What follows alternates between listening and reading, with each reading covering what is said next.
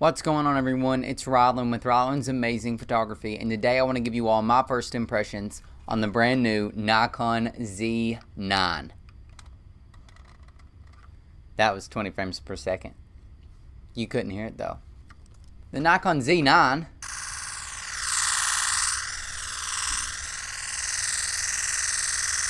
is an incredible camera.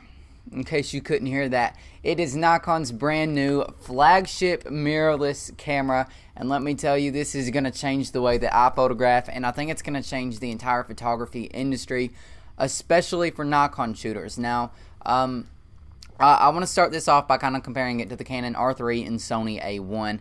Granted, I've never worked with them, and I can't do a huge comparison on this camera to them right now because of the fact that I've only had this camera in my hands for about 24 hours. This is literally my first impressions. I love this camera so much already. It's never gonna leave my side for years if I had to guess, because it's Nikon's flagship and it's outstanding. However, I will say this is not going to make somebody switch from Canon or Sony and come to Nikon for the Z9. First off, they don't have enough Z glass that's going to really entice those Canon and Sony shooters to want to switch. And granted, the Sony A1 and the Canon R3 are pretty equal with the Z9. I will say this, I think that the Z9 is better than the Canon R3, but I think that the Sony A1 is maybe equal to the Z9 or maybe a little bit better, and the only real advantage that I see the A1 having over the Z9 is 30 frames per second at its highest quality raw files, whereas the Z9 can only get 20 frames per second at the highest quality, but it can also get 120 frames at 11 megapixels. So I want to talk about some of my first impressions now. Like I said, this isn't a video that's going to be comparing the Sony A1 and the Canon R3 and the Nikon Z9 to one another, because I simply haven't had the Z9 long enough to be able to do that yet, and I've never worked with any of those other cameras. So I do want to go ahead and get into what all I've used the Z9 for in the past 24 hours and give you all some of my first impressions. First off, the autofocus. I'm sorry if you had a little bit of an audio interruption there. The autofocus on this camera is absolutely insane. Now, I've worked with the Nikon D500 for quite a few years now, and in the one day that I've used this, I've pretty much only used this for wildlife. Granted, I've tracked some humans with it just to kind of test out the eye autofocus and the facial autofocus, and it worked fantastically. I will say that, but I didn't ever actually photograph people with this camera yet. But in my time photographing animals, even small birds, the autofocus was hitting the eye. I noticed this particularly on common robins. Now, there were some birds that had difficulties with getting on the eye. It couldn't pick up the eye on a kildee's bird or a brown thrasher, but granted, I wasn't very close to them. I was a little bit closer to the robin, but it did still lock on to those birds, and it was tracking them really well. And I am, for the most part, using 3D tracking autofocus, but I've also been using the area autofocus, where it just kind of scans the entire picture and looks for a subject. And I have animal autofocus, human autofocus, and then just the regular subject tracking on at all times. I keep all of those on just so it kind of tracks everything in case I need to switch from a human to an animal real quick. Not sure what kind of scenario that would be, but it works great.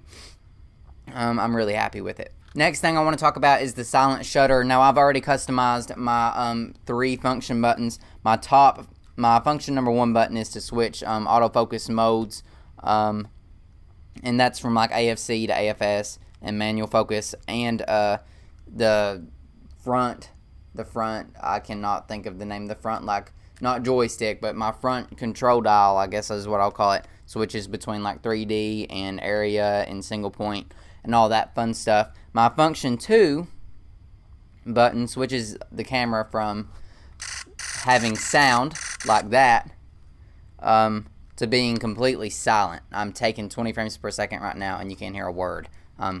It's insane. I love it so much. It does have a white box that pops up on the back of the LCD, so you do know that you're taking photos when it's in silent. It does the same thing when you look through the viewfinder. And I did notice yesterday, I thought that the camera almost kind of like vibrates when you're taking photos, but I'm not noticing that today, so I'm not sure if it depends on the lens that you have on, or like if you're shooting vertical or horizontal or something. I'm not sure what's going on with that, to be honest with you all, but it is working pretty great for me, silent or not silent. And then my function button 3 allows me to switch between the image quality and size. Now I'm probably not ever going to change that. I was kind of messing around to figure out how I could mess with my continuous shutter modes to be able to go from 20 frames per second to 120 frames per second really quick. And you're not able to program that onto any of your function buttons, which is a little bit disappointing to me. I wish you could. If you want to switch your shutter mode, you have to go over on the far right mode dial here and switch that to custom shutter, and then you have to press the shutter button on the top here, and you can slide over and go over to 100. You can go to 30 frames per second, 120 frames per second, and then it also has the like 10-second timer or 20-second timer or whatever you'd like as far as that goes. But for the most part, I've just been keeping it on 20 frames per second at the highest quality so I can get my RAW files and JPEG files. That's just my personal preference. There are scenarios that I'm sure I'll end up using 120 frames per second for, although I haven't yet. I will also say this camera is very comfortable in your hands. It's got a really nice grip on it. I'm not worried about dropping it. The vertical grip is even like a deeper grip than the grip for shooting horizontal, and I like that because oftentimes when you're shooting vertical, you're not going to have as good of a hold on the camera as you do when it's horizontal. So I'm glad that they made that grip on the camera deeper. It feels great. I'm not worried about dropping it or anything, regardless when I'm shooting. It's very comfortable. It's a nice plaster material. It's kind of got that grip feel. Like any other Nikon camera that's a professional grade camera, and I really like that. I will say this, it also has a sensor shield. That's a tongue twister. So when I open the camera, it opens. When I turn off the camera, it closes, so I don't have to worry about dust getting into my sensor. I will say this, when you buy the camera, the sensor shield is automatically turned off, so you do have to go into settings and turn it on to make sure that when you turn off the camera, it does close down on your sensor. And I recommend everyone doing that so you don't really have to worry about your sensor getting dirty. That's really handy because that's always really frustrating to go in and clean your sensor. It's got a fantastic EVF. It's almost like you're looking through an optical viewfinder. It's honestly fantastic. I don't have any problems with it whatsoever. Really great quality, and I love the fact that for the first time ever, I am able to like see a current exposure through a viewfinder. Now I can do that on the camera I'm filming on right now, but I only use it for video and not photos. So it's really great to be able to do that. ISO, it is pretty fantastic, I think. For the first time ever, I feel comfortable shooting on auto ISO. I typically always control the ISO by myself, but this camera has such amazing high ISO performance. I don't really worry about having to pick and choose the ISO on my own. I love it. It works great. Something I like when you turn the camera vertical, all of the settings, whether you're looking through the viewfinder or on the back LCD screen, the settings will turn with the camera. So when it's horizontal, you can see all of those horizontal. When you turn it, you can see them all vertical. That's something that I've never had a camera do with me before, regardless if it be Canon or Nikon. I've never worked with Sony cameras. Sony might have that and integrate that into their cameras. I'm not honestly sure.